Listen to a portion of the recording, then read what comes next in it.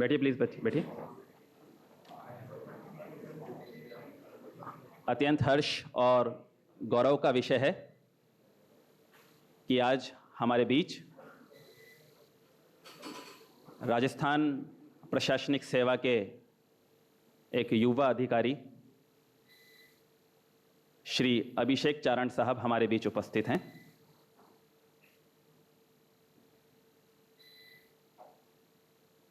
संघर्षों की इबारत से सफलता की इमारत आपको कैसे खड़ी करनी है, आपकी जीवन की राहों में क्या क्या कठिनाइयां आएगी, उन कठिनाइयों से आपको कैसे उनसे पार पाना है, इन विषयों के रिगार्डिंग ही आज की ये कार्यशाला आपके लिए रखी गई है। और डिप्लोमा करने के बाद, यहाँ से ग्रेजुएशन करने के बाद यदि आप राजस्थान सरकार की सर्वोच्च परीक्षा की जो तैयारी करनी है आपको, RAS, उसमें सफलता के गुर आपको श्री अभिषेक सर आज इस मंच से बताएंगे। स्वागत शब्दों के लिए मैं ससम्मान इस मंच पर आमंत्रित करता हूं श्री AK संतानिया सर।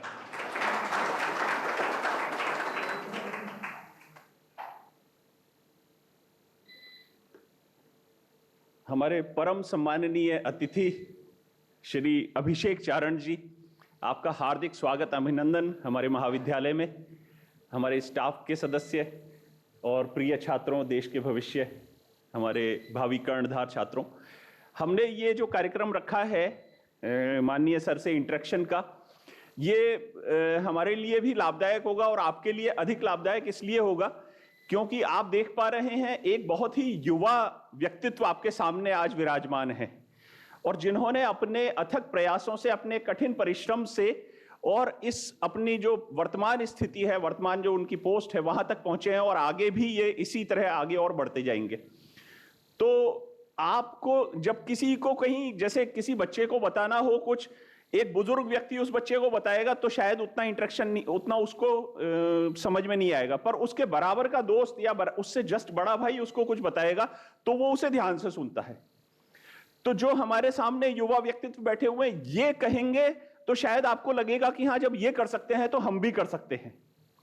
ठीक है, हम उस उम्र के उस पड़ाव पर हैं, हम आपको कोई ज्ञान देंगे तो शायद हम अप्रासंगिक भी हो सकते हैं कई जगह पर, परंतु सर अगर बोलेंगे तो आप देख पा रहे हैं कि उन्होंने इतनी कम एज में और यहां झालावाड़ जैसे डिस्ट्रिक्ट का SDM का पदभार संभाला है। तो और निश्चित रूप से वो, जैसा आपको विदित है कि जमीन से जुड़े हुए अधिकारी हैं। जमीन से जुड़े हुआ का मतलब ग्रामीण परिवेश से उठे हुए अधिकारी हैं। बाड़मेर जो कि एक ऐसा दूरस्थ क्षेत्र है जहां पर ऐसा माना जाता है कि वहां पर सुविधाएं कम हैं और ये हैं, परंतु उनमें भी अभावों में रह करके और सर ने एक सफलता का अपना आयाम स्थापित किया है। तो जमीन से जुड़े हुए यूं है कि सर का जो प्रयास रहता है वो ज्यादातर कोई भी विवाद हो, एक प्रशासनिक अधिकारी को जाकर के और बहुत सारे विवादों, मजिस्ट्रेट का भी काम करना पड़ता है और सर का प्रयास रहता है कि कोर्ट में मामला नहीं सुलझे बल्कि बातचीत से और एक दूसरे की सहमति से, एक दूसरे के समन्वय से मामला सुलझे। ऐसे अनेकों प्रयास सर ने किए हैं जिनमें बड़े बड़े विवादों को उनके दोनों पक्षों की आपसी सहमति से विवाद को सुलझाया है। तो स्वाभिमान के साथ अपना जो है प्रशासनिक कार्य करने वाले अधिकारी आदरणीय श्री चारण साहब का एक बार फिर हृदय के अतल गहराइयों से हम स्वागत करते हैं।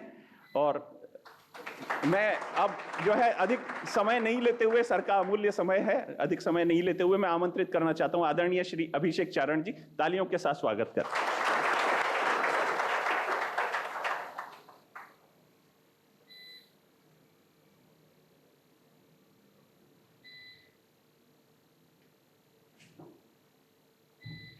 आप सभी का, मैं HOD साहब का, सौरभ जी का और उपस्थित जो यहाँ फैकल्टी है, उन सभी को बहुत बहुत धन्यवाद देना चाहता हूँ कि मुझे ये सुअवसर दिया कि मैं आपके स्टूडेंट्स के साथ इंटरेक्ट कर पाऊँ। आपके जो इंडस्ट्री इंटरेक्शन का जो आप लोगों का शेड्यूल है उसका एक हिस्सा बन पाऊँ। और मैं स्टूडेंट्स को सभी को धन्यवाद देना चाहता हूँ कि शेड्यूल्ड टाइम लगभग 10:30 बजे का था, बट कुछ रीज़न्स की वजह से मैं थोड़ा लेट हो गया। आप लोगों ने पेशेंटली वेट किया, उसके लिए बहुत बहुत धन्यवाद। जैसा आदरणीय गुरुजी ने बताया कि बुज़ुर्ग जो हैं या सीनियर जो हैं, उनके द्वारा अगर किसी प्रकार की अपना अनुभव साझा किया जाता है या कोई ज्ञान प्रदान किया जाता है तो वो उम्र की वजह से अप्रासंगिक हो जाता है। ऐसी बात पे मैं जो है I don't agree with this thing, मैं इस पे एग्री नहीं करता। जो सीनियर्स हैं, जो बुज़ुर्ग हैं, जिनका अपना एक नॉलेज के साथ साथ अनुभव है, वो बहुत महत्वपूर्ण होता है। और उस अनुभव से जो चीज़ें हमें सीखने को मिलती है उनके माध्यम से, उसकी कोई कीमत नहीं है, उसे हम वैल्यूएशन उसका कर ही नहीं सकते। It is priceless. मुझे आप लोगों ने जैसा इस मंच पे निवेदन किया है साहब ने, एचओडी सर ने, कि आपके साथ इंटरेक्शन का जो है विषय इस तरह से रहे कि आप लोग मोटिवेटेड रहें। तो आप ऑलरेडी समाज के या हमारी पॉपुलेशन के उस वर्ग में से हैं जो मोटिवेशन ऑलरेडी रखता है। आप लोग मोटिवेटेड हैं, तब आप अपनी स्किल्स को बढ़ाने के लिए ये कोर्स कर रहे हैं। आई थिंक 12th के बाद डायरेक्ट ये पॉलिटेक्निक कॉलेज का डिप्लोमा 10th के बाद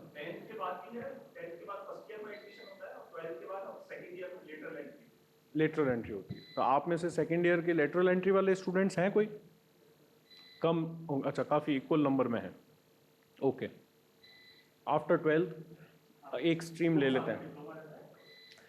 और 12th में साइंस होना ज़रूरी है, मैथमेटिक्स होनी ज़रूरी है।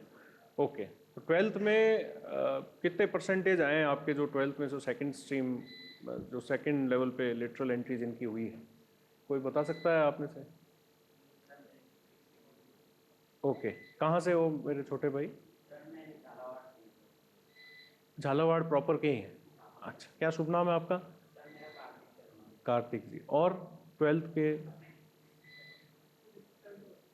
67 70? और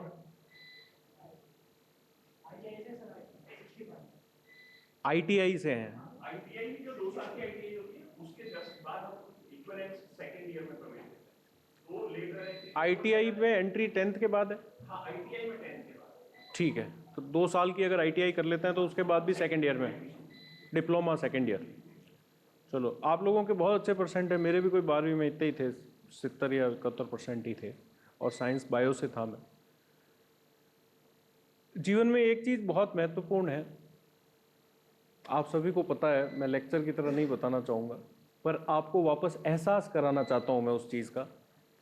अभी आपके पेरेंट्स आपका ध्यान रख रहे हैं। अगर दुर्भाग्य से माता या पिता में से एक कोई नहीं है, तो ताऊजी हैं, चाचा हैं, दादा हैं, कोई ना कोई एक ऐसा है जिसने आपको पकड़ रखा है। यही एक समय का एक जो ये विंडो पीरियड है, इसमें आपके पास सीखने के लिए, अपने हुनर को बढ़ाने के लिए आपके पास समय है, आपके पास अवसर है, क्योंकि आपके ऊपर अपने माता पिता का साया है या आपके गार्जियंस का साया है। आप लोग अभी मतलब you don't have to fend for yourself. आपको अपने लिए 2 वक्त की रोटी के जुगाड़ जैसी स्थिति बिल्कुल ही कम नहीं है, जहाँ तक मैं मानता हूँ। अभी इस अवसर को आपको बुलाना चाहिए, सीखना चाहिए जितना सीख सकते हैं। और सीखने के लिए सबसे महत्वपूर्ण चीज़ है कि आप प्रश्न पूछते हैं या नहीं। प्रश्न पूछना बहुत इंपॉर्टेंट है। क्लास चल रही है, प्रैक्टिकल चल रहा है, किसी प्रकार से अगर कोई चीज़ समझ में नहीं आ रही है तो बेझिझक आप लोगों को पूछना चाहिए। अगर मैं यहाँ से पूरा लेक्चर देके अपना इंटरेक्शन करके चला जाता हूँ और आप लोगों के मन में एक चीज़ का जो है ये इंश्योर कर लेता हूँ कि आप लोग जो है, ये ठीक है ना, तो आप लोग जो है प्रश्न पूछने की, नहीं ठीक है, माइक चल रहा है सर, चलेगा सर, चलेगा सर, चलेगा। वैसे इतना कोई वो आवाज़ वैसे भी आ रही है इनको, ऐसे कोई ज़्यादा नहीं चलेगा सब, माइक आवाज़ तो आ रही है ना आप लोगों को, क्लियर कट आ रही है, कोई ना, आप प्लीज़ बैठे। मोस्ट इंपॉर्टेंट चीज़ एक स्टूडेंट की ज़िंदगी में, स्टूडेंट यानी ये जो विंडो पीरियड जब मैं बता रहा हूँ, जब आपके पेरेंट्स आपका ध्यान रख रहे हैं, आपके गार्जियंस आपका ध्यान रख रहे हैं, आपको छोड़ रखा है कि जाओ सीखो, मजबूत बनो, उस विंडो पीरियड में सबसे महत्वपूर्ण चीज़ ये है कि आप प्रश्न पूछ रहे हैं या नहीं, किसी विषय वस्तु जो आपको एज ए स्टूडेंट आपके सामने आ रही है उसको बखूबी समझ रहे हैं या नहीं, उसकी बेसिक्स आपको क्लियर है या नहीं। अगर बेसिक क्लियर नहीं होगा तो हो सकता है आप कहीं तार इलेक्ट्रिकल के होंगे तो तार जोड़ते वक्त शॉर्ट सर्किट हो जाएगा या कुछ भी हो सकता है। बेसिक जो है आपको क्लियर होना चाहिए, और बेसिक क्लियर करते वक्त आपको लगेगा कि ये बड़ा छोटा सा सवाल है, मैं साहब से कैसे, सर से कैसे पूछूं और लोग हंसेंगे, ऐसा विचार आता होगा थोड़ा बहुत एज ए स्टूडेंट। मेरे ख्याल से पॉलिटेक्निक में भी आता होगा, स्कूलों में तो आता ही है ऐसा विचार कि मैं क्या पूछूं। कई बार हमारे मन में जिज्ञासा होती है, जिज्ञासा होती है कि यार अरे बड़ा इंटरेस्टिंग टॉपिक चल रहा है, कुछ पूछ लेते हैं, मुझे समझ में नहीं आ रहा, सब बच्चे बड़े ध्यान से सुन रहे हैं, तो नहीं समझ में आ रहा तो उस वक्त आप हाथ खड़ा करके बहुत पोलाइटली टीचर से पूछ सकते हैं। और पूछेंगे तो अभी ये आपकी ऐसी उम्र है कि आप कोई भी सवाल पूछेंगे तो लोग आपको उत्तर देंगे। 5 साल बाद आपके आधे सवालों के उत्तर देने बंद कर देंगे लोग, क्योंकि ये सोचेंगे कि इसे इस एज में ये सवाल का उत्तर आना चाहिए था। यानी ये जिम्मेदार आदमी नहीं है, इसको ये बेसिक चीज भी नहीं पता, जागरूक आदमी नहीं है, इसको बेसिक चीज भी नहीं पता, संभवतः मूर्ख भी समझ लेंगे 5 साल बाद। 10 साल बाद सवाल पूछना अपराध है, ये मैं बता रहा हूं। 10 साल बाद जब आप लोगों की शादियां हो जाएंगी, जब आप लोगों के परिवार होंगे, आप अपने जो भी कार्य करते होंगे जीविकोपार्जन के लिए, उस वक्त आप अगर सवाल पूछेंगे तो वो या तो अपराध होगा या फिर उसके उत्तर के एवज में आपको धनराशि खर्च करनी पड़ेगी। मुझे किसी ने गाड़ी ठोक के चला गया मेरी, मुझे मुकदमा करना है, मुझे अगर बेसिक चीज़ नहीं पता कि थाने कैसे जाना है, कैसे कंप्लेंट करनी है, तो मुझे वकील के पास जाना पड़ेगा, वकील से पूछूंगा, वकील जवाब के बदले में फीस लेगा। मुझे अगर इलेक्ट्रिसिटी का मैं स्टूडेंट रह लिया और उसके बाद अगर कॉम्प्लेक्स चीज़ें जो मेरी शॉप पे या मेरी कंपनी में आ रही है और मैं नहीं समझ पा रहा हूँ, तो उसके लिए मुझे किसी एक्सपर्ट को हायर करना पड़ेगा। तो जो चीज़ें आप सीख रहे हैं, जिस चीज़ में है, अगर उसको आप बेहतरीन तरीके से सीख जाएंगे, बेसिक अगर क्लियर कर लेंगे, तो आपको जीवन में समस्याएं कम आएगी। इसके अलावा एक और महत्वपूर्ण चीज़ ये है कि आप लोग जिस ट्रेड में, जो भी आपका जो स्ट्रीम है, जो आपकी ब्रांच है, उसमें कुछ ना कुछ सीख रहे होंगे। जैसे आपकी क्या ब्रांच है?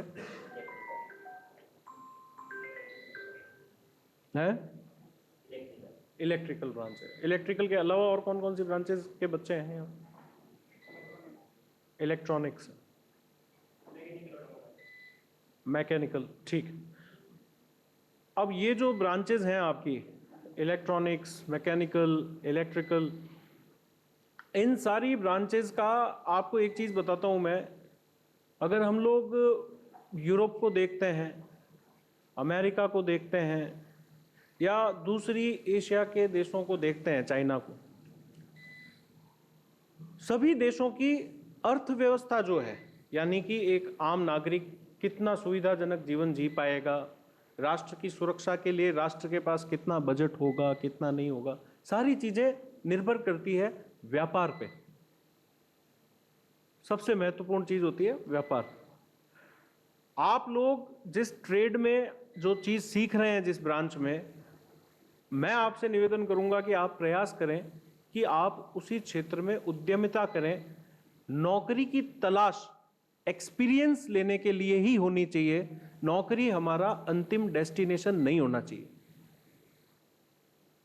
आप अगर देखेंगे तो अमेरिका के किसी भी बिजनेसमैन, इलॉन मस्क को जानते होंगे आप सब, किसी भी बिजनेसमैन का एक ही सपना है कि भारत में व्यापार किया जाए, क्योंकि भारत में मार्केट है।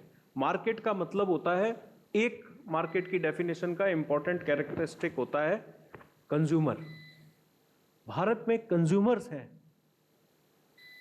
अगर 1990 के बाद से लेके 2090 या 2100 तक भारत में अगर कोई व्यापार नहीं कर रहा है तो वो सही मायने में व्यापारी है ही नहीं, क्योंकि जो सबसे बड़ा कंज्यूमर बेस जहां पे जिस देश में है, मैं आपको ये बातें इसलिए कह रहा हूं कि आप लोग ऑलमोस्ट सभी ग्रेजुएट होने की कगार पे हैं अभी अपनी अपनी फील्ड में। मैं आपको वो आयाम नहीं दिखाना चाहता जिसके बारे में आप लोग अखबारों में पढ़ते हैं कि आज वैकेंसी निकली है थानेदार की, आज वैकेंसी निकली है जेईएन की, आज सरकारी वैकेंसी निकली है एएन की, आज सरकारी वैकेंसी निकली है हेल्पर की, एक्सेट्रा एक्सेट्रा एक्सेट्रा। वो अखबारों में दे रहे हैं सारी चीज़ें, आप देख लेंगे। अगर आपकी परीक्षा देने की इच्छा है तो दे देंगे। मोटिवेशन के लिए मैं 2-4 रामधारी सिंह जी दिनकर की कविताएं सुना के चला जाऊं तो यूट्यूब पे मिल जाएगी आपको, या कोई बहुत अच्छा शेर, बहुत अच्छी कोई वीर रस की कविता या बहुत अच्छा भाषण बोल लूँ तो आई थिंक एंटरटेनमेंट के लिए वो चीज़ें अच्छी है। और अगर बिल्कुल ही किसी का मॉरल डाउन हो चुका है, बिल्कुल ही डिप्रेस्ड आदमी है, तो उसके लिए भी अच्छी है। पर आप लोग सभी तो जागरूक हैं ऑलरेडी, तभी तो आज मेरा आधे घंटे से इंतजार कर रहे हैं आप, नहीं तो चले जाते।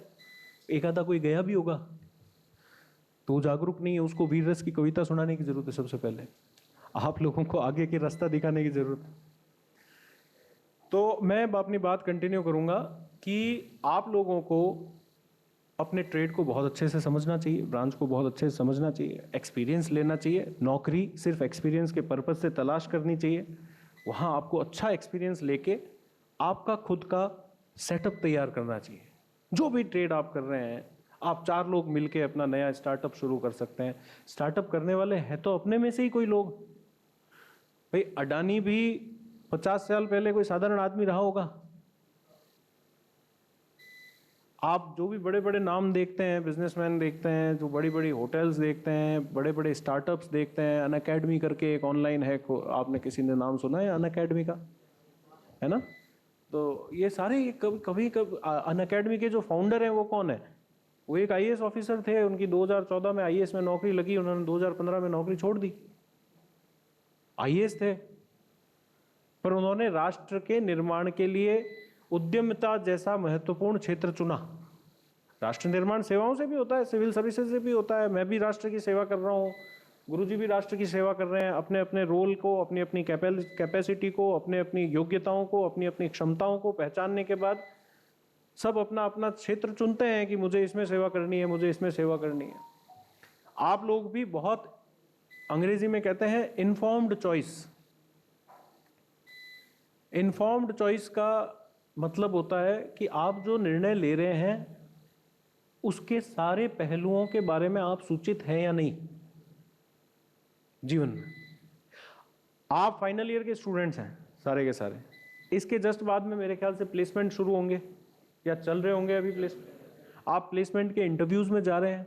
मैं आप लोगों से कहूंगा, आप में से कितने लोगों ने अभी तक प्लेसमेंट का इंटरव्यू होता है इनका, इंटरव्यू में किस किस ने पार्टिसिपेट किया है अभी तक? अच्छा, जिन्होंने नहीं किया उनका क्या कारण है नहीं करने का? है सेकेंड ईयर वाले भी हैं इसमें, ओके। बाकी तो फाइनल ईयर का कोई है ऐसा स्टूडेंट जिसने प्लेसमेंट प्रोसेस में अभी तक पार्टिसिपेट नहीं किया? एक भी बच्चा है क्या ऐसा? चलो अच्छी बात है, नहीं है तो आपको करना चाहिए। जितनी वैकेंसीज हैं, कैसे प्लेसमेंट में कैसे रहता है, मतलब जितनी बार आएगी उतनी बार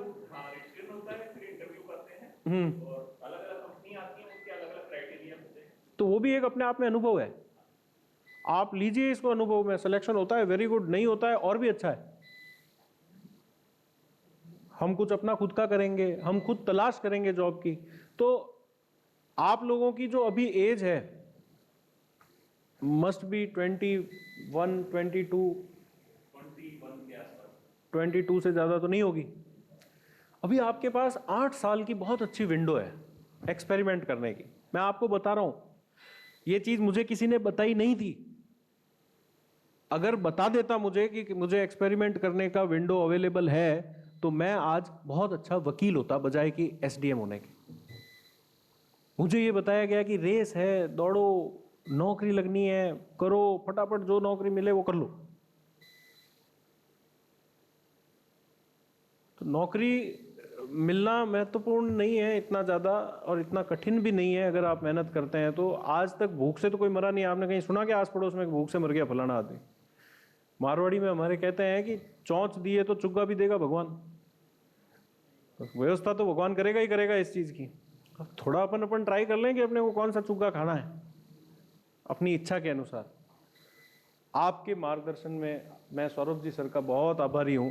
कल ये पधारे थे मेरे ऑफिस में, इन्होंने मुझे बताया कि आपको इसके लिए आना है। पहली बार मेरे 8 साल की नौकरी में मैं किसी पॉलिटेक्निक कॉलेज में मोटिवेशनल स्पीच के लिए आया हूँ। पहली बार मुझे किसी लेक्चरर ने, या मैंने पहली बार किसी लेक्चरर के अंदर इतनी ऊर्जा देखी कि साहब आप आओ, प्लीज़ आओ। मैंने इनको थोड़ा नेगेट भी किया। मैंने कहा मैं तो कोई काम का नहीं हूँ, मैं आपको नौकरी लगने के लिए कह ही नहीं सकता बच्चों को, तो मुझे तो विश्वास ही नहीं है नौकरी के अंदर। फिर भी इन्होंने कहा कि आप आओ सर। तो ये भी एक बहुत अच्छी चीज़ है। तो अब मैं आपको ये कह रहा हूँ कि इतना अच्छा मार्गदर्शन मंडल आपके पास है, आप इनके संपर्क में रहो। जब आप कॉलेज से पास आउट भी हो जाओगे उसके बाद भी इन टीचर्स के संपर्क में रहो। इनके संपर्क में कंपनियां होती है, इनके पास अनुभव होता है। ये आपको कहीं आप अटकोगे तो आपकी हेल्प कर सकते हैं, आपकी डिसीजन मेकिंग में मदद कर सकते हैं। तो पहले मैंने आपको सबसे पहले इंपॉर्टेंट चीज़ ये बताई कि प्रश्न पूछें, अपने बेसिक कॉन्सेप्ट्स क्लियर रखें। सेकंड चीज़ मैंने ये बताई कि नौकरी हमें अनुभव के लिए करनी है, नौकर बन के रहना नहीं है हमेशा। नौकरी नौकरी करता है, किसी भी प्रकार की नौकरी है वो eight the end of the day उसका नाम तो नौकरी है, नौकर करना। तो टारगेट ये नहीं होना चाहिए। हो सकता है मैं ये नहीं, मुझे पता है कि मैं ऐसे बच्चों के सामने नहीं खड़ा हूँ जिनके पिताजी के बहुत बड़ा कोई सेटअप कर रखा है, जिनके 5 होटलें चल रही है, 10 ट्रोले चल रहे हैं, 6 डंपर चल रहे हैं। आप सब लोग बिल्कुल साधारण परिवार से आते हैं। पर मैंने आपको ये भी बताया कि अडानी 50 साल पहले तो एक साधारण आदमी रहा होगा, 40 साल पहले साधारण रहा होगा। कई लोग हमारे आंखों के सामने जो है जिन्होंने बड़ा किया। मैंने एक IAS ऑफिसर का उदाहरण दिया, वो डॉक्टर थे, उन्होंने IAS की परीक्षा दी, अनुभव लिया 1 साल IAS का, उन्हें अच्छा नहीं लगा, उन्होंने अपना स्टार्टअप शुरू किया। Do what you want to do. आप वो करें जो आप करना चाहते हैं, और आप क्या करना चाहते हैं ये अभी आप लोगों को पता नहीं है। उसका मैं आपको हिंट देना चाहूंगा कि आप ऐसा कुछ करें जिससे राष्ट्र का विकास हो, जिसमें आपका परिवार का विकास हो, आप आत्मनिर्भर बने। आत्मनिर्भर बनने के लिए हो सकता है कि हमें कहीं किसी के नीचे कुछ दिन काम करना पड़े, पर टारगेट ये रखना है कि मैं मेरा सेटअप खोलूंगा। मुझे नहीं पता, मैं साहब से पूछ लेता हूँ। यहाँ पे ये जो हमारा इंडस्ट्रियल वाला जनरल मैनेजर बैठते हैं, GM DIC, डिस्ट्रिक्ट इंडस्ट्री वाला जो है, हाँ वो है, वो बहुत सारे लोन स्कीम्स वगैरह होते हैं। तो क्या आप इनको फाइनेंशियल वो देते हैं? क्या चीज़ करवाते हैं? बैठे हाँ।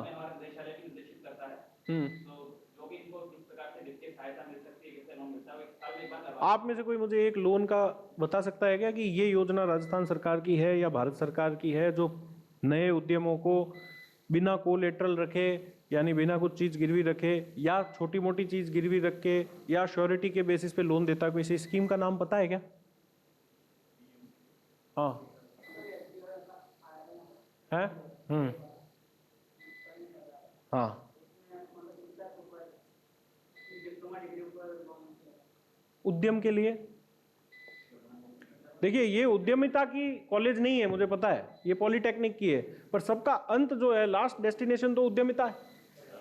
ठीक है, this is not a college of entrepreneurship, but at the end of the day you all will get involve in some और the other kind of entrepreneurship. या तो आप एंटरप्रेन्योरशिप करोगे या किसी एंटरप्रेन्योर के नीचे आप रहोगे। तो आप लोगों को ये जानकारी में होना चाहिए कि हमारा डिस्ट्रिक्ट इंडस्ट्री सेंटर जो है वो कहाँ स्थित है, जो झालावाड़ के हैं, उनके क्या क्या योजनाएं होती है, हमें लोन कैसे मिल सकता है, लोन का सदुपयोग कैसे कर सकते हैं, सब्सिडीज़ कौन कौन सी मिलती है, टैक्सेशन क्या चीज़ होती है, अगर छोटा बिजनेस करते हैं तो GST में रजिस्ट्रेशन कैसे किया जाता है। ये सारी चीज़ें आप 50 लोग अगर आप सीखोगे इन चीज़ों को, तो उनमें से हो सकता है आप में से 5 लोग आज से 15 साल बाद यहीं पे प्लेसमेंट के लिए आए कि साहब हमको बच्चे चाहिए काम करने के लिए हमारे साथ। तो दूसरी चीज़ मैं उद्यमिता के बारे में आप लोगों को कहना चाह रहा था। तीसरी चीज़ जो सबसे महत्वपूर्ण है, अगर आप नौकरी करते हैं, नहीं करते हैं, आप गरीब हैं, आप अमीर हैं, आपको धंधा करना आता है, नहीं आता है, सबसे महत्वपूर्ण, इन सबसे ज़्यादा महत्वपूर्ण चीज़ है एक अच्छा इंसान बनना। एक अच्छे इंसान की परिभाषा वो होती है जो किसी का अनावश्यक बुरा नहीं करता, जो देश के कानूनों का उल्लंघन नहीं करता, कानूनों का सम्मान करता है। सड़क पे लेफ्ट में चलने का नियम है ना?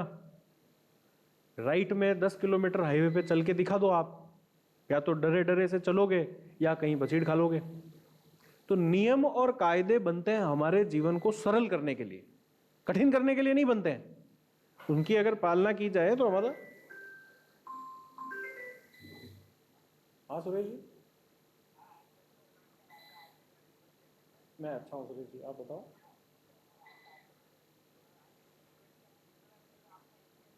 मैंने भेज दी कब की, मैंने कर दी ना कब की, मैंने कब की कर दी कब की कर दी है ना। ओके।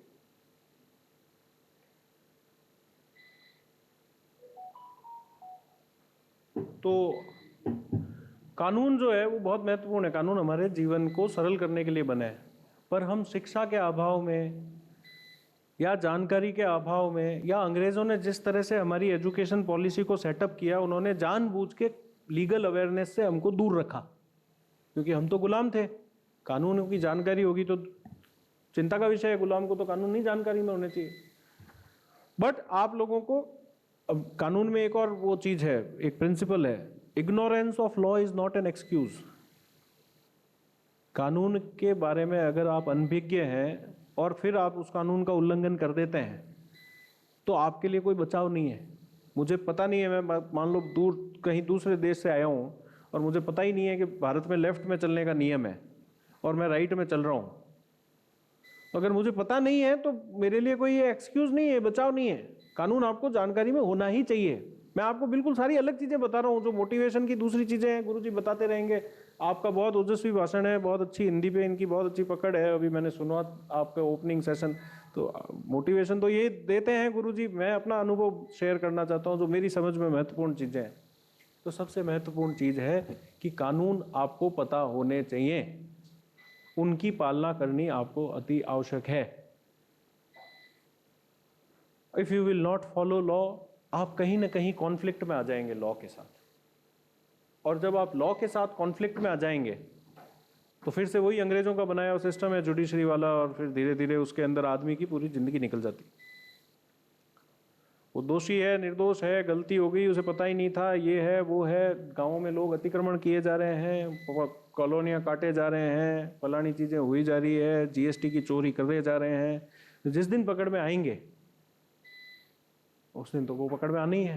तो ये चीज़ आप लोगों के दिमाग में टॉप पे क्लियर होनी चाहिए कि कानून की पालना करना सबसे महत्वपूर्ण है। अनजाने में हमने कहीं किसी से मारपीट हो गई, किसी से झगड़ा हो गया, बच्चों में होता है, गुस्सा आ जाता है, जोश में किसी को धक्का दे देते हैं, किसी के थप्पड़ मार देते हैं, तो एक मुकदमा होते ही आपकी नौकरी की गुंजाइश है खत्म। जानकारी में है कि नहीं ये चीज़? आपकी फिर संघर्ष, वो एक अलग ही कहानी शुरू होती है। मौत, मांदगी और मुकदमा, ये जो है, ये तीनों चीज़ें बड़ी खतरनाक है। बीमार आदमी हो जाए, अस्पताल के चक्कर काटे, मुकदमे हो जाए, उसके चक्कर काटे। तो ये आप please be aware of what law says.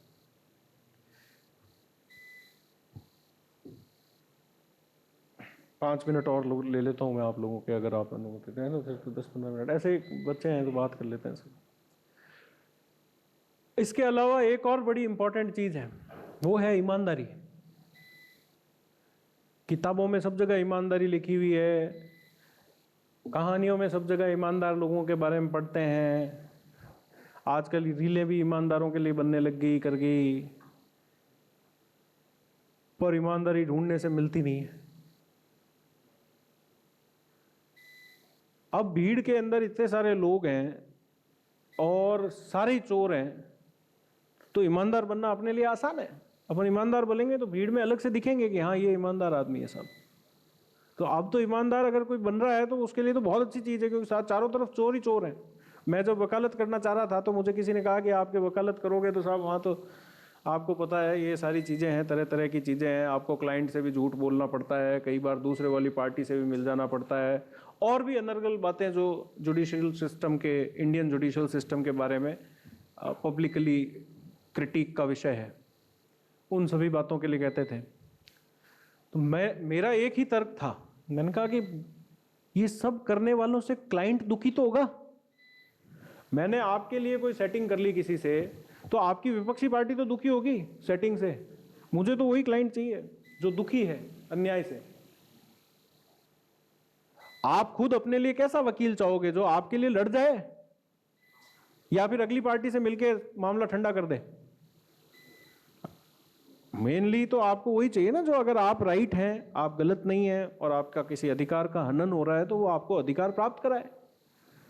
तो honesty is very rare and it is the honesty only that will make you stand out of the crowd. भीड़ में से अलग पहचान अगर कोई चीज देगी तो वो आपकी ईमानदारी है। आप किसी भी धंधे में जाएं, अगर जूता बनाना भी आपका काम है, अगर आप ईमानदारी से वो जूता बनाते हैं, अच्छे किस्म का धागा काम में लेते हैं, अच्छे किस्म का चमड़ा काम में लेते हैं, अच्छी पॉलिश करके देते हैं, आपका नाम बरकरार रहेगा। चाहे वहां पे 50 और जूतों की दुकानें हैं, साल नहीं, 2 साल नहीं, 3 साल बाद लोग जानने लगेंगे। सबसे सरल shortcut to success is honesty. आज के जमाने में ईमानदारी सक्सेस का शॉर्टकट है, इसको लोग समझ नहीं पाते। और सक्सेस के मायने लोगों के लिए अलग अलग हैं। कोई चाहते हैं कि हमारी जेबें भर जाए पैसे से, चाहे नीति हो चाहे अनीति हो। वो मेरे लिए, वो मैं नहीं मानता कि, और आपको भी नहीं मानना चाहिए। शास्त्रों में भी यही लिखा हुआ है, किताबों में भी यही उल्लिखित है। ईमानदारी और सक्सेस दोनों जो है नैतिक होनी चाहिए। सक्सेस का अर्थ ये नहीं हो कि आप किसी का वो करके। कुछ बोरिंग हो गया वो भाई साहब को, उबासें आ रही है मेरे छोटे भाई को। चलो, तो मेरा इतना ही कहना है। इसके अलावा आप लोग अगर कुछ मुझसे पूछना चाहते हैं, राजकीय सेवाओं के बारे में पूछना चाहते हैं, जो कि सबसे बोरिंग सब्जेक्ट है, फिर भी पूछना चाहते हैं तो पूछ सकते हो। कोई आगे तैयारी करना चाहता है पढ़ाई की, उसके बारे में पूछ सकते हो। और कोई किसी भी प्रकार का रैंडम प्रश्न, आपके खेत जबा लिया किसी ने गांव में,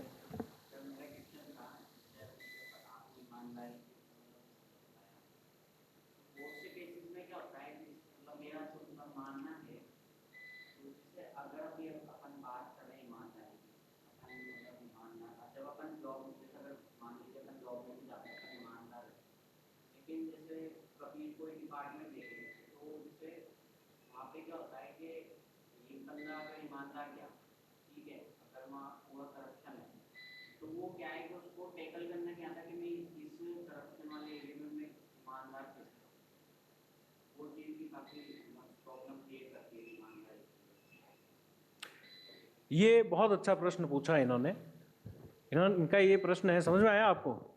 ये कह रहे हैं कि अगर एक व्यक्ति किसी ऑर्गेनाइजेशनल सेटअप में ईमानदार है और बाकी सब लोग करप्ट हैं, किसी न किसी प्रकार का करप्शन करते हैं, करप्शन मॉरल भी हो सकता है, पिक्यूनरी भी हो सकता है, पैसों से संबंधित किसी भी प्रकार का, तो उस अकेले को कैसे वो सुधारेगा सबको, या कैसे उनको टैकल करेगा? सुधारेगा भी नहीं प्रश्न है, टैकल कैसे करेगा? प्रैक्टिकल जवाब इसका ये है कि ये निर्भर करता है कि आप किस पद पे हो वहाँ पे। अगर आप लोएस्ट रंग में हो तो आप अपने कपड़े स्वच्छ रखें, उतनी ही आपकी जिम्मेदारी है। क्योंकि अभी का जो सेटअप प्रेजेंट, मैं बहुत प्रैक्टिकल बात बता रहा हूँ, प्रेजेंट सेटअप जो है, आप हर किसी को ईमानदार नहीं बना सकते। एक बाप अपने बेटे को ईमानदार बना दे, कोई गारंटी नहीं है।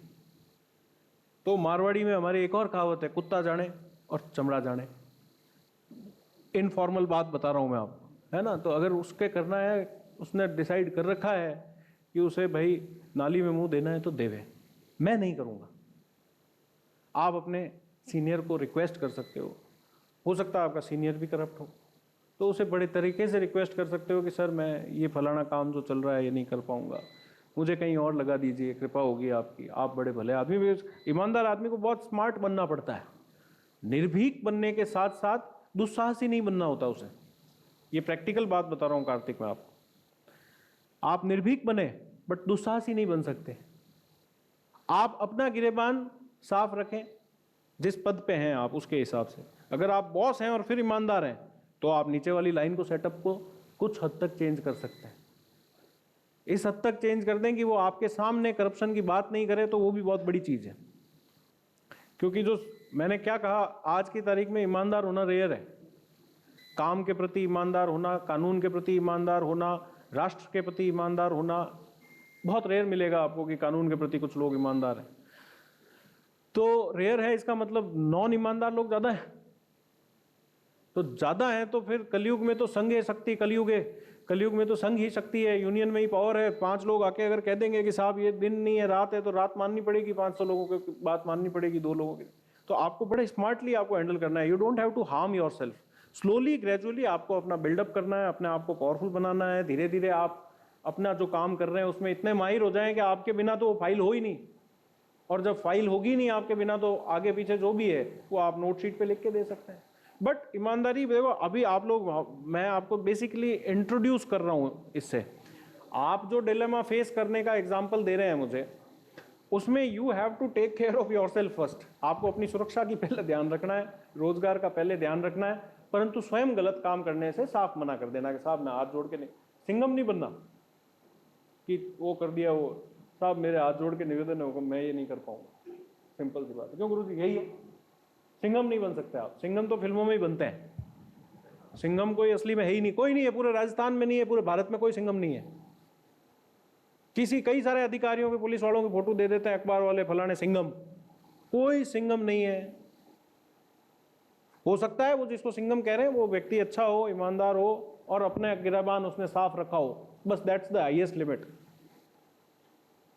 बड़े स्तर का बदलाव करने के लिए आपको बड़ी जगह पे होना जरूरी है। छोटे स्तर से कर सकते हैं पर संघर्ष बहुत भारी है। अपने को जीविकोपार्जन का पहले सोचना है, रोटी अपने 2 टाइम की व्यवस्था रहे, बच्चे अच्छे से पढ़ लें, अपने एजुकेशन। हम अपने दरमियान, मैं ये भाषण सड़कों पे देते नहीं घूम रहा हूँ, आप लोगों की रुचि देखते हुए आपने मुझे एक अलग से स्लॉट दिया, इसलिए मैं, आप लोगों की उम्र ऐसी है, अगर यही 32 साल के लोगों से मैं अभी डिस्कशन कर रहा होता तो मेरा टॉपिक बिल्कुल अलग होता। अभी 21 साल के मैं जवान से बात कर रहा हूँ, हो सकता है उसके दिमाग में मेरी एक बात, आप 25-30 जनों में से, 50 जनों में से 2 जनों के वो बात रह जाए, हो सकता है वो 4 जनों को और सुधार दे, हो सकता है उसका जीवन अच्छा हो जाए, दैट्स इट। बट आप वाले उस केस के अंदर वो जो बाकी सारे हैं ना, वो आपके, आप देखेंगे कि अभी नहीं तो 2 साल बाद, 2 साल बाद नहीं तो 4 साल बाद, because of their wrong practices, उनके ऊपर कोई ना कोई कानूनी, प्रशासनिक किसी प्रकार की कार्रवाई होगी। क्यों, कानून अंधा जरूर है पर हाथ उसके लंबे हैं, और अब तो चीफ जस्टिस साहब ने अंधे कानून की पट्टी भी खोल दी। तो पूर्व मुख्यमंत्री अशोक गहलोत जी भी एक बात बहुत अच्छी बोलते थे, प्रत्येक गलती सजा मांगती है, ये एक उनका डायलॉग था। और ये जीवन का सबसे बड़ा शाश्वत सत्य है। आपने अगर कहीं चोरी की है तो वो कहीं ना कहीं घूम फिर के कानून के माध्यम से, नीति के माध्यम से, प्रकृति के माध्यम से कहीं ना कहीं घूम फिर के आपको वापस वो अपना टोल लेके जाएगी, और 99% कानून के माध्यम से ले जाती है वो टोल। ये एक तथ्य है। आपने बचपन से लेके अभी तक देखा होगा, गलत काम किया हुआ जो है वो अपनी सजा मांगता है। तो first thing is your safety, second thing is your livelihood, आपका जीवन, जीविकोपार्जन चलता रहे। थर्ड थिंग इज सेफ्टी, मतलब लीगल सेफ्टी भी कि भाई मैं मेरे गलत काम नहीं करता। इसके अलावा और कोई सवाल किसी प्रकार का? अरे गुरुजी, कल भी आपको ऑफिस में मिला, कल तो आप विनोद की अवस्था में थे, मतलब मजाक में बात कर रहे थे सर। अभी आपने बोला सर 8 साल का आपका करियर हो गया। 8 साल पहले आपने इसी पेशे को लक्ष्य बना के तैयारी की होगी दिन रात, फिर आप इस पेशे में आए, लेकिन 8 साल बाद आज आप इस मंच पर हैं, आप इस राजस्थान प्रशासनिक सेवा के बारे में, इस विषय को आपने सबसे पीछे रख दिया। मतलब ऐसा क्या बात है सर? नहीं, ऐसा नहीं है। मैंने प्रशासनिक सेवा, बहुत अच्छी सेवाएं होती है। प्रशासनिक सेवा अपने आप में एक इस प्रकार की सर्विस का अरेंजमेंट किया है गवर्नमेंट ने कि वो प्रत्येक व्यक्ति के, जिस क्षेत्र में एक प्रशासनिक अधिकारी काम कर रहा होता है, वो प्रत्येक व्यक्ति के जीवन को कहीं ना कहीं छूता है।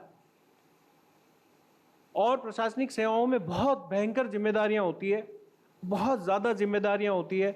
लोगों के अंदर पिक्चर ये होती है प्रशासनिक सेवा की कि बहुत सुविधाएं मिलती होगी, बहुत गाड़ी बंगले नौकर पैसे धनराशि ये सारी चीज़ें होती होगी, पर ये गलत है। अगर है ऐसा किसी के जीवन में इस तरह का, तो it is morally not correct, legally also not correct. प्रशासनिक सेवा इज ऑल अबाउट गिविंग। जो एडमिनिस्ट्रेटिव सर्विसेज हैं इसको हम जॉब नहीं कहते। मेरी जॉब नहीं है, मैं एसडीएम, जॉब क्या है मेरी? आई am not in a job, I am not in an occupation, मैं कोई ऑक्यूपेशन नहीं कर रहा, मैं सर्विस में हूं। नाम ही मेरी सर्विस का नाम है राजस्थान एडमिनिस्ट्रेटिव सर्विसेज, राजस्थान प्रशासनिक सेवा, तो ये तो सेवा ही है। इसमें हमें हमारी प्रायोरिटी को सबसे लास्ट में रखना होता है।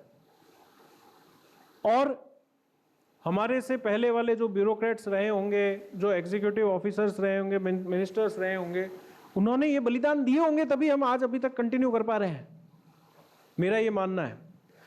आपने गुरुजी ऐसा कहा कि भाई मैंने प्रशासनिक सेवा को सबसे लास्ट प्रायोरिटी, इसलिए वो यूं है कि आप सर्विस में आना चाहते हैं, आप अपना सब कुछ तन मन धन देश के लिए देना चाहते हैं, समाज के लिए देना चाहते हैं, नहीं चाहते हुए भी सेवा नियम ऐसे हैं कि आपको उनकी पालना अगर करनी है तो आपको सर्विस ही करनी पड़ेगी। At the end of the day result ये नेट कम आता है कि you are doing a service.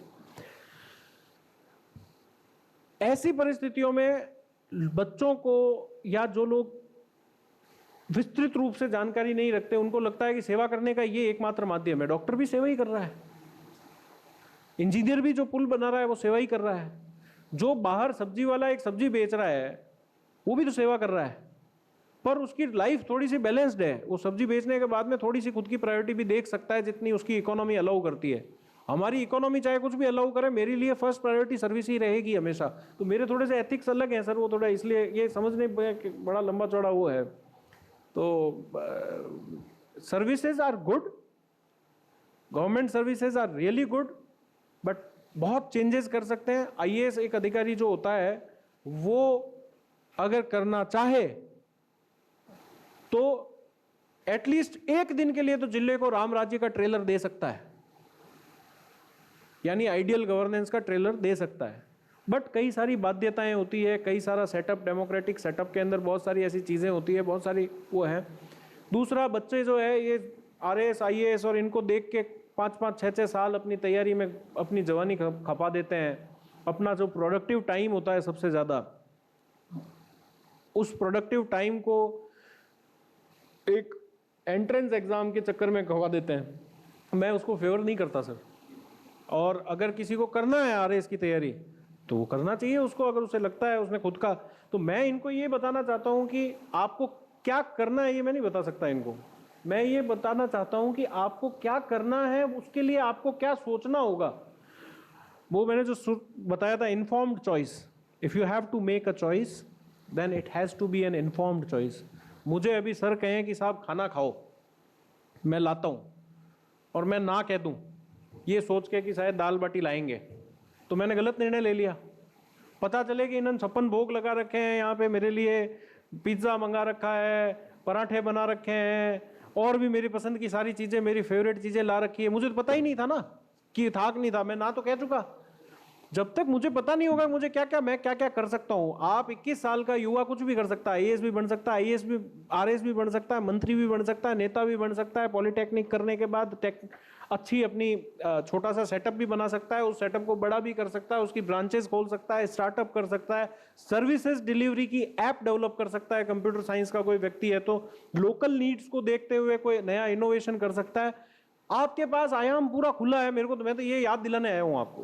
मैंने ये कहा आपको, मैंने शुरुआत में कहा था मैं वो सारी चीजें कहूंगा जो आपको पता है, पर वापस एहसास दिला रहा हूँ। और मैं आपको ये जो कह रहा हूं कि आप में बहुत शक्ति है, आप कुछ भी कर सकते हो, मेरी मानना ये बात, आप वाकई सबसे शक्तिशाली बच्चे हो, सबसे शक्तिशाली एज के लोग हो।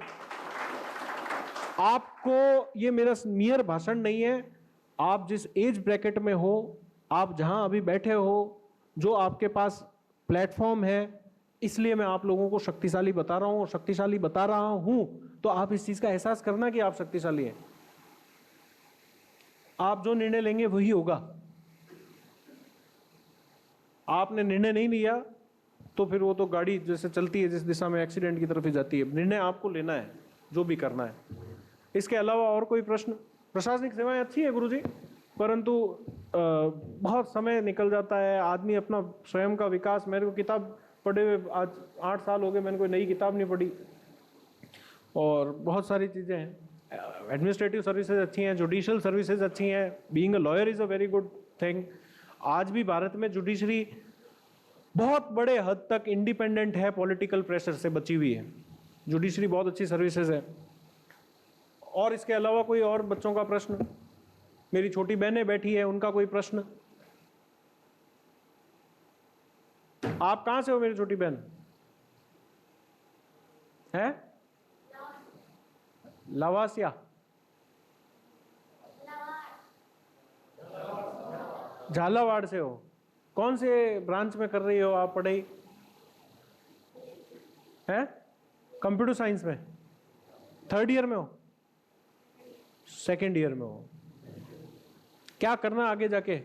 क्यों कर रहे हो ये पॉलिटेक्निक यहाँ पे?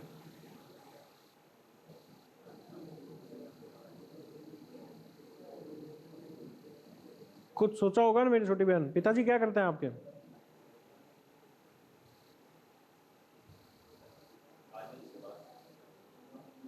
पिताजी क्या करते हैं?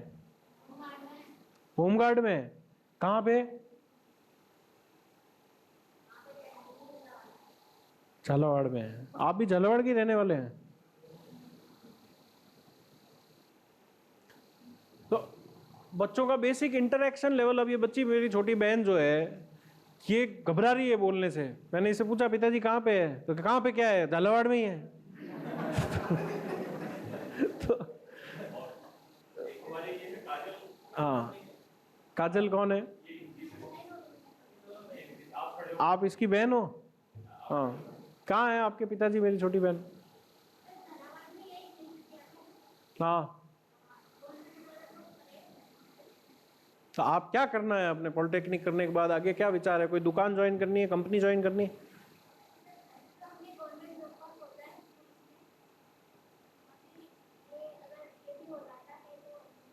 गवर्नमेंट जॉब का क्यों सोचा बेटा? बहुत अच्छा सोचा, बहुत बढ़िया बात सोची।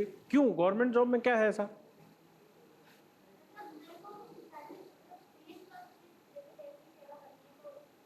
देश की सेवा तो पुलिस के अलावा और भी सैनिक भी कर रहे हैं, इंजीनियर्स भी कर रहे हैं, सब्जी वाले भी कर रहे हैं, परचून वाला भी कर रहा है। खुशी क्यों मिलेगी गवर्नमेंट जॉब में? क्या है ऐसा?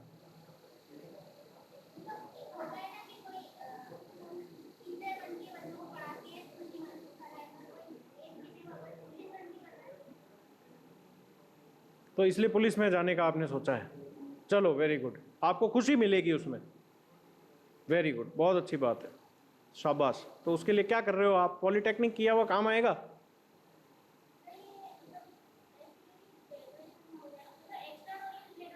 देखिए ग्रेजुएशन बीए से भी तो कर सकते थे अपन, प्राइवेट बीए हो जाती है। चल रहा है वो भी साथ में।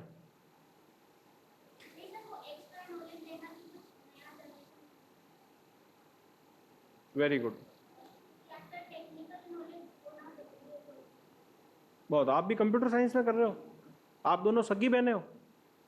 बहुत अच्छा, बहुत अच्छी बात है। बहुत टेक्निकल नॉलेज होना चाहिए आपको। और अगर मान लीजिए पुलिस में नहीं चयन होता है तो आप अपने किसी कंपनी को ज्वाइन कर सकते हैं। आप लोग चाहें तो, इंडिया में वैसे ट्रेंड कम है, पर बहनें भी अपनी जॉब की बजाय एंटरप्रेन्योरशिप शुरू कर सकती है छोटे स्तर का गाँव। मैं आपसे गुरुजी यही निवेदन करूंगा कि इनके इंडस्ट्री वालों को, बैंकिंग वालों को बुला के इनको इंट्रोड्यूस करो कि टैक्सेशन क्या होता है, जीएसटी क्या चीज़ है, फर्म रजिस्टर करने के लिए क्या करना पड़ता है। वकीलों को बुलाएं कभी आप, एडवोकेट्स को, कि कोई फर्म अगर रजिस्टर करनी है तो उसको कैसे रजिस्टर करना है, कंपनी क्या होती है, लिमिटेड कंपनी क्या होती है, ये सब। क्योंकि polytechnic college eight the end of the day trade में कहीं ना कहीं जाएंगे ये लोग। तो ये एक मेरा निवेदन है आपसे।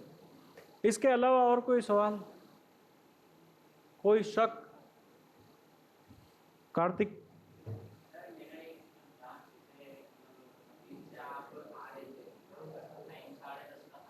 हाँ है?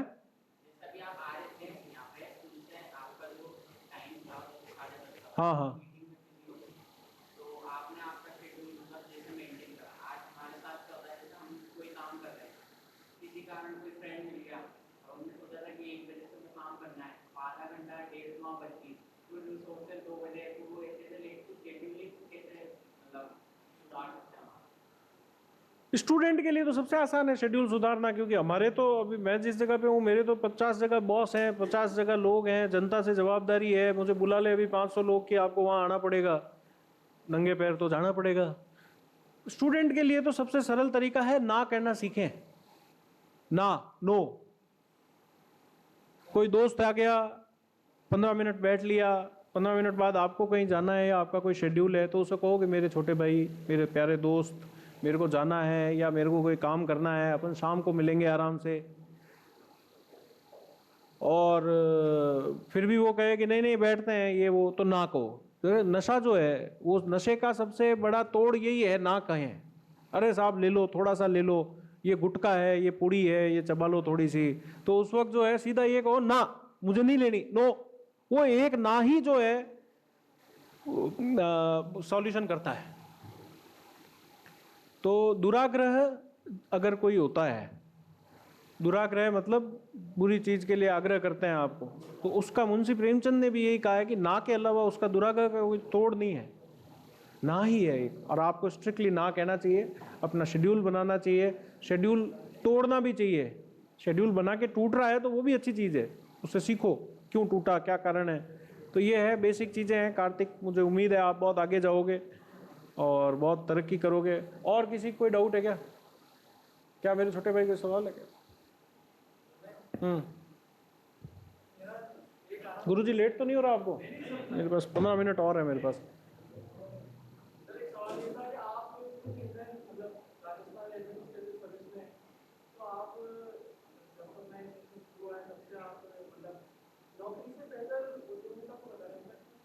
उद्योग को ठीक है, मैं बताता हूँ आपको। देखो, सबकी अपनी अपनी योग्यताएं और सबकी अपनी अपनी क्षमताएं होती है, और हर एक इंडिविजुअल व्यक्ति जो है, उसकी शिक्षा, उसका अनुभव, उसकी इच्छाएं, उसका माहौल, उसका आसपास का क्या वातावरण रहा है, ये सारी चीज़ें सबकी अलग है, पृथक है। सब एकदम यूनिक आइडेंटिटी के लोग हैं। मेरा ये मानना है कि जो आईएएस सर्विस है या आरएएस सर्विस है, पर्टिकुलरली सर्विस की अगर बात करें, तो ये बहुत अच्छी सर्विसेज हैं, इनके लिए तैयारी करनी चाहिए। कोई ऐसा इशू नहीं है कि ये कोई ख़राब है। परंतु उद्यम इससे ज़्यादा महत्वपूर्ण इसलिए है क्योंकि उद्यम में इससे ज़्यादा चैलेंज है।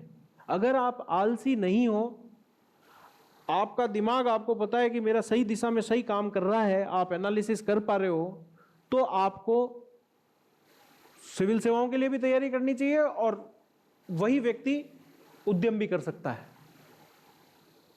परंतु अगर आपने ये डिसाइड कर लिया है कि मैं तो आलसी हूं, मेरे तो एक बार मेहनत कर लूंगा और जिंदगी भर टाइम टू टाइम तनख्वाह आनी चाहिए और अपने न तो ज़्यादा अमीर बनना है न ज़्यादा गरीब बनना है, तो मास्टरी कर लो, एसडीएम बन जाओ, परीक्षाएं दे दो, आरएएस की परीक्षा दे के बढ़ जाओ, तो वो तो आलसी लोगों की पहचान है, मेरा ये मानना है।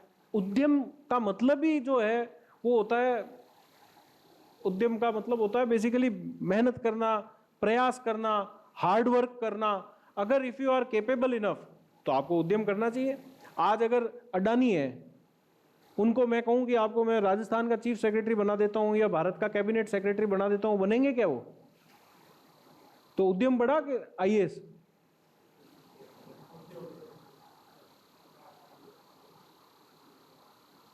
और भारत के कैबिनेट सेक्रेटरी को कहूंगा कि आपको अडानी बना देते हैं, 2 मिनट में कॉफी वैन बंद करके पहुंच जाएगा। पर अडानी बनने के बाद में बना रहना और भी मुश्किल है, संघर्ष है। तो जो संघर्ष कर सकता है, जिसमें जिजीविषा है, जो कर्मठ है, उसको उद्योग की तरफ जाना चाहिए। हमारा देश अगर नहीं जाएगा तो फिर बाहर वाले आके यहाँ सामान बेचेंगे। चाइनीज मांझा आप पढ़ते होगे, बंद करना होता है पतंग वाला महोत्सव जब आता है मकर संक्रांति का, तो चाइनीज मांझा क्यों बिक रहा है? जब भारत सरकार खुद कह रही है कि चाइनीज मांझा नहीं होना चाहिए, हमको निर्देश आते हैं कि जब्त कर लो, तो चाइनीज मांझा आया कहां से? या तो चाइना से आया है या यहाँ मैन्युफैक्चर हुआ है तो मैन्युफैक्चर क्यों हो रहा है? हमने कोई ऐसी टेक्नोलॉजी डेवलप ही नहीं की अभी तक कि जो पक्षियों के टकराते ही डोरा टूट जाए कर जाए या पक्षियों के नुकसान नहीं हो या जो भी है। तो उद्यमिता जो है, मतलब ये बड़ी डिटेल्ड फिलोसॉफिकल चीज में चला गया था, कोई नहीं। तो उद्यमिता जो है, मैं मेरा व्यक्तिगत राय में उद्यमिता जो है वो कठिन है। सेवाएं, विशेष रूप से सरकारी सेवाएं, आम बोलचाल की भाषा में रोजगार की परिभाषा के अंदर सम्मिलित होती है, परंतु वो एक रोजगार नहीं है, सर्विसेज हैं ये सारी की सारी। आप जितनी सर्विस कर रहे हो उसके बदले में आपको जीविकोपार्जन के लिए सरकार 2 वक्त की रोटी खाने के पैसे दे देती है। और रोजगार वो होता है कि आप पैसा जनरेट करें, ना कि पैसा कमाएं।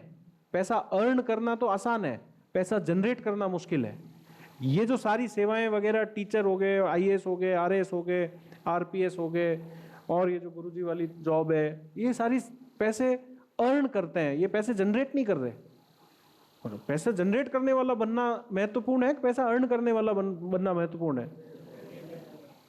तो ये आपका टॉप प्रायोरिटी माइंडसेट ये होना चाहिए। फिर अगर आपको लगता है कि मैं तो कमजोर आदमी हूँ और मेरे तो भैया एक बार मैं नौकरी ये परीक्षा दे दूँ और लग जाऊँ और बढ़िया आराम से जिंदगी जीऊंगा, तो फिर सरकारी सेवा में आ जाना चाहिए।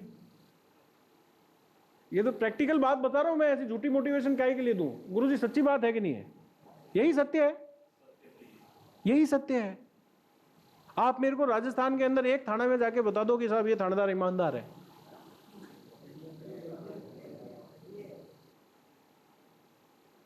तो सेवा नहीं कर रहे हैं, वो वहां पैसा जनरेशन की कोशिश कर रहे हैं, जहां पे उनका मैंडेट ये है कि पैसा अर्न करो, जनरेट मत करो। और वो कभी न कभी कोई एसीबी जेसीबी उठा के ले जाती है उनको, नहीं उठाती तो उन्होंने 50 माई बाप बना रखे हैं अपने।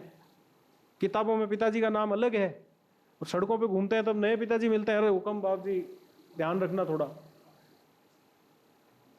तो honesty is the best important thing, most important thing. And आपकी योग्यताओं को, मेरे पिताजी जब छोटे थे तो उन्होंने हरिवंश राय बच्चन को एक लेटर लिखा।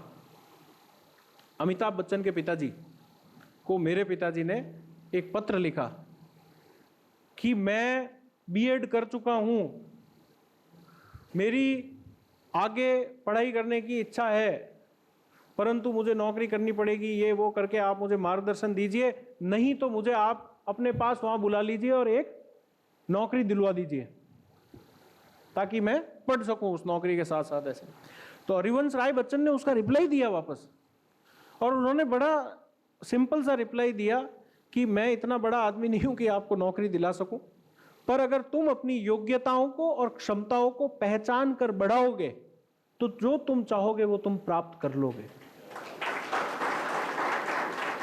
आज मेरा पर्पस ये है कि आप अपनी योग्यताओं को पहचाने। मैं डॉक्टर नहीं बन सकता, मैंने ये पहचान लिया, इसलिए मैंने मेडिकल एंट्रेंस एग्जाम नहीं दिया।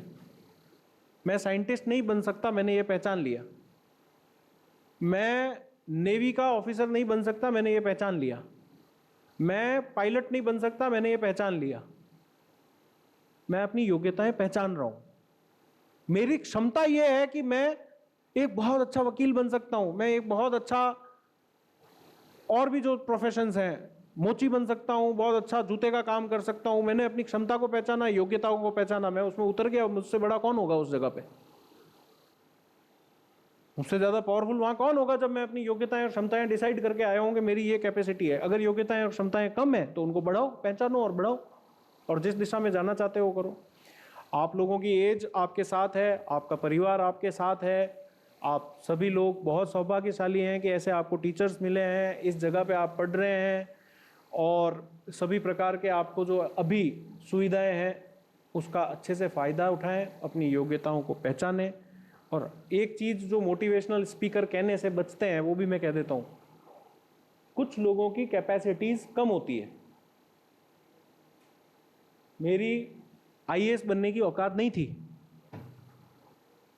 अगर मैं 5 साल आईएएस की तैयारी करता रहता तो क्या करता? मेरी जवानी खोता, और तो क्या करता? ये आरएएस भी बनता कि नहीं बनता पता नहीं। टाइम पे पहचान लेना चाहिए।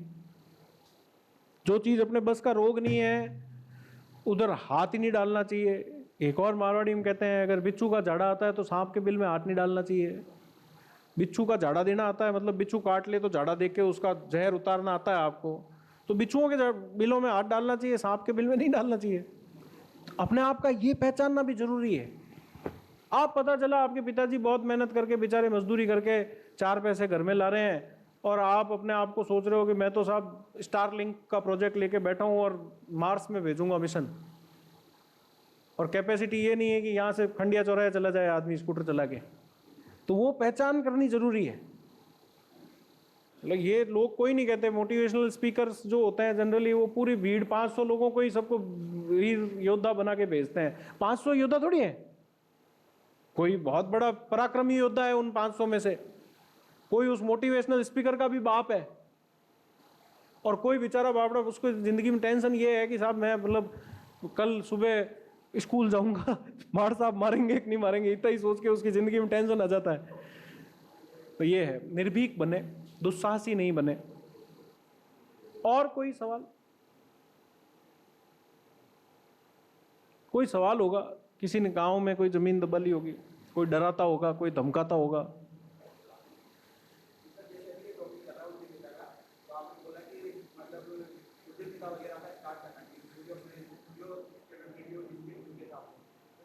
कैपेबिलिटी अगर कम है तो उसको बढ़ाओ अगर आपको लगता है तो।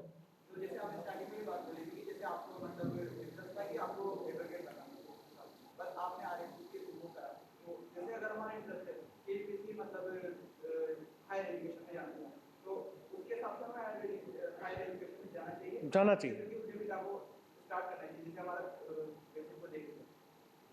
आपको दोनों चीज़ों का ध्यान रखते हुए, अगर आपका लक्ष्य आपने निर्धारित किया है, अब अपने को यहाँ प्रैक्टिकल बनना है।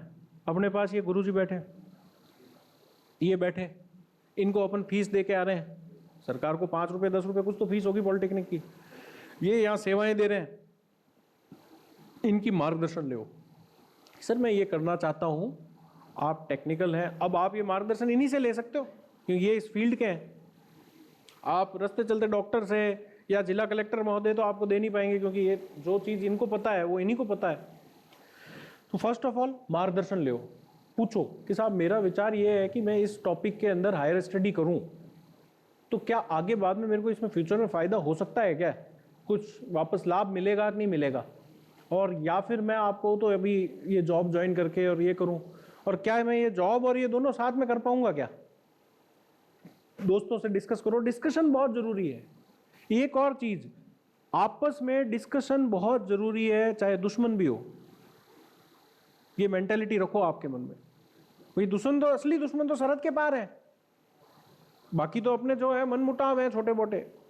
बट डिस्कशन हर चीज़ का सॉल्यूशन लाता है। आप अपने दोस्तों से पूछो, आपके गुरुजी से पूछो, विचार करो। बहुत अच्छा प्रश्न है, आप सर को बताना आप किस टॉपिक पे हायर स्टडी करना चाहते हैं, आपकी फैमिली बैकग्राउंड क्या है, सर अच्छे से बता पाएंगे। इनके पास बहुत अनुभव है, बहुत अच्छा अनुभव है इनके पास। हाँ, लगभग हर एक मध्यम वर्ग का या निम्न मध्यम वर्ग का बच्चा जाता है। ये सवाल मेरे सामने था, जब नौकरी थी या हायर स्टडी थी, पारिवारिक परिस्थितियों को देखते हुए मुझे नौकरी चूज करनी है। पारिवारिक परिस्थितियां कई बार बच्चा जो है ना, जितनी खराब नहीं होती उससे ज्यादा प्रिज्यूम कर लेता है। जो अच्छा बच्चा होता है घर का, समझदार बच्चा, तो वो फिर क्या है, गलत कदम उठा लेता है, उस चक्कर में नौकरी करने चला जाता है। तो अपनी पारिवारिक परिस्थितियां इतनी भी खराब नहीं है कि जितना अपने को क्या भाई कल सुबह नहीं गए तो माता जी के ये हो जाएगा, पिताजी के फलाना हो जाएगा, ऐसी स्थिति है क्या? ऐसी नहीं हो। You should give a chance, higher study करना चाहिए। पर आपको ये देखना चाहिए उस हायर स्टडी जहाँ से कर रहे हो वो इंस्टीट्यूट की वैलिडिटी कैसी है, उसका प्लेसमेंट कैसा है, जो डिग्री या डिप्लोमा या जो टॉपिक में आप एक्सपर्टीज लेना चाह रहे हो उसका आगे फ्यूचर में स्कोप क्या है। ये सारी चीज़ें ये गुरुजी बता सकते हैं। हमें भी किसी ने मार्गदर्शन ही तो दिया होगा। भाई मैं अगर मैंने लॉ किया नेशनल लॉ यूनिवर्सिटी से, 12वीं करने के बाद किसी से मैंने आपकी तरह सवाल पूछा था कि मैंने कहा साहब ये जोधपुर में NLU खुला है, इसकी सब तारीफ कर रहे हैं, गहलोत साहब ने खुलवाया है, सब तालियां बजाते हैं, करते हैं, है क्या ये भला इसमें? कौन आएगा NLU के अंदर? तो क्या स्टूडेंट आएंगे 12th के बाद वाले? तो मैंने कहा मैं भी भर दूं क्या फॉर्म? कि हाँ भर सकते हो। तो मैं तो जागरूक नहीं था, पर प्रश्न पूछना आता था। जागरूक को तो पहले से पता होता है NLU क्या है, खुद पढ़ लेता है अखबार में। प्रश्न पूछा, किसी ने बताया, मेरे सही मार्ग पे चला गया, मैंने 5 ईयर लॉ कोर्स कर लिया। वहाँ से करने के बाद मेरे पास प्लेसमेंट ही प्लेसमेंट थे। मेरी मर्जी हो जो जॉब करूँ मैं, वहाँ पे ये स्थिति थी। कहाँ करना है, मुंबई करनी है, बड़ौदा करनी है, जयपुर करनी है, जहाँ जाना है वहाँ जाओ। फिर उसके बाद में ये RAS वाले के लिए वो हुआ, तो किसी ने बताया कि साहब अगर RAS की तैयारी करनी है तो पूछने से पता चलता है। नेवर हेजिटेट, पहली चीज़ ही मैंने आपको ये कही थी, प्रश्न पूछो। अब भी पूछ सकते हो, आज से 10 साल बाद प्रश्न पूछना कोई, अब जाके मेरे को कोर्ट में बैठना है, SDM का रेवेन्यू कोर्ट होता है, तो SDM उसमें प्रिजाइडिंग ऑफिसर की तरह बैठता है, जिसे जज कहते हैं रेवेन्यू कोर्ट का। अब वहाँ जाके मैं वकीलों से ये पूछना शुरू करूँ कि ये जो आपने एप्लीकेशन लगाई है ये कौन से ऑर्डर के अंतर्गत लगाई है, कौन से नियम में लगाई है, इसका मैं क्या करूँ क्या नहीं करूँ। I am not allowed to ask this questions. I am presumed कि I have a presumption against me कि भाई इसको आना चाहिए, नहीं आता तो you are not competent enough. अभी आप पूछ सकते हो, तो ये पूछो आप गुरुजी से, है ना। और फैमिली के बैकग्राउंड को देखते हुए मुझे तो हमेशा ये लगता है कि अगर आपको 2 साल 3 साल का और टाइम चाहिए किसी चीज़ के लिए और जेन्युइनली आप इंटरेस्टेड हो, तो वो 3 साल का वो चीज़ कर लेनी चाहिए, बजाय कि 3 साल 7,000 8,000 15,000 की नौकरी। इनकी एवरेज पैकेज क्या होता है? 16 से 20,000। वो 16 से 20,000 2 साल लेट सही, 2 नए टी-शर्ट कम खरीदेंगे, मामे पापा का खर्चा कम कराएंगे थोड़ा, और बाकी किसी के। मेरी छोटी बहन कोई सवाल है? चलो कोई नहीं, कोई बात नहीं, कोई बात नहीं। तो और कोई क्वेश्चन? हाँ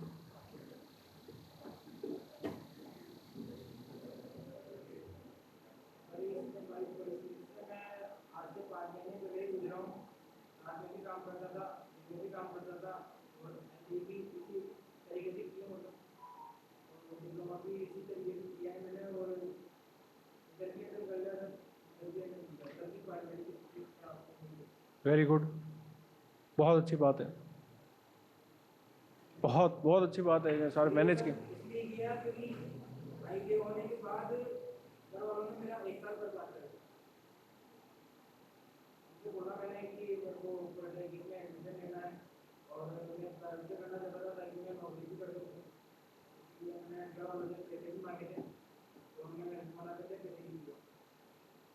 कोई बात नहीं, होता है संघर्ष। आप खुद अपना, कई ऐसे लोग हैं, ये जो धीरू भाई अंबानी थे, ये तो पेट्रोल पंप पे पेट्रोल भरते थे, इनके पिताजी ने क्या दिया इनको? पिताजी ने क्या दिया? धीरू भाई अंबानी के पिताजी ने उनको कुछ दिया था क्या? कई हमारे वहाँ पे बाड़मेर के बहुत बड़े सेठ हैं, तन सिंह जी चौहान, उनको नाम नहीं लिखना आता अपना। वो ये डिसाइड करते हैं कि कहाँ पे कौन सी सड़क निकलेगी, उनके पास खुद के हेलीकॉप्टर हैं आज की तारीख में। तो शिक्षा और सहयोग मिल जाए तो बहुत अच्छी बात है, नहीं मिले तो हुनर को कोई नहीं रोक सकता, जुनून को कोई नहीं रोक सकता। जुनून जिंदा रखना कि मुझे करना है, संघर्ष करना है, तो वो संघर्ष करोगे तो आगे बढ़ोगे। संघर्ष आप लोगों के लिए बहुत जरूरी है, करना ही है। संघर्ष तो करेगा वही आगे बढ़ेगा, समझे। संघर्ष जितना ज्यादा होगा उतना बढ़िया निखर के रंग आएगा आपका। जितनी चीजें आप ठोकरें खा के सीखोगे ना, आपके बराबर वालों को पता ही नहीं होगी कि ये भी संघर्ष होता है। इसलिए पेरेंट्स को अपने को दोष नहीं देना चाहिए। पेरेंट्स की जितनी कैपेसिटी है, जितनी उनकी सोच है, जितनी समझ है, जितनी बुद्धिमत्ता है, अगर आपको लगता है कि वो आपको अच्छे से गाइड नहीं कर पा रहे हैं तो उनको फ्री कर दो कि साहब आप मुझे मत करो गाइड, मैं मेरे मित्रों से। हाँ संघर्ष, वेरी गुड। ये देखो आप इनसे पूछो कैसे किया इसने मैनेज ये सारी चीज़ें। 3rd ईयर में हो आप, अब पास आउट हो रहे हो, प्लेसमेंट का इंटरव्यू दे दिया क्या इसने?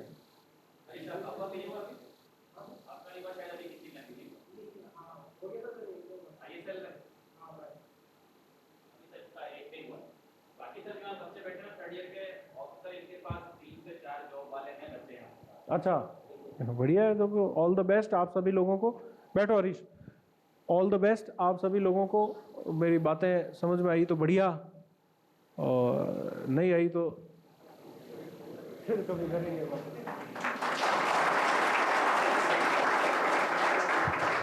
सर सबसे पहले आपको बहुत बहुत धन्यवाद कि आपने अपना अमूल्य समय निकाला।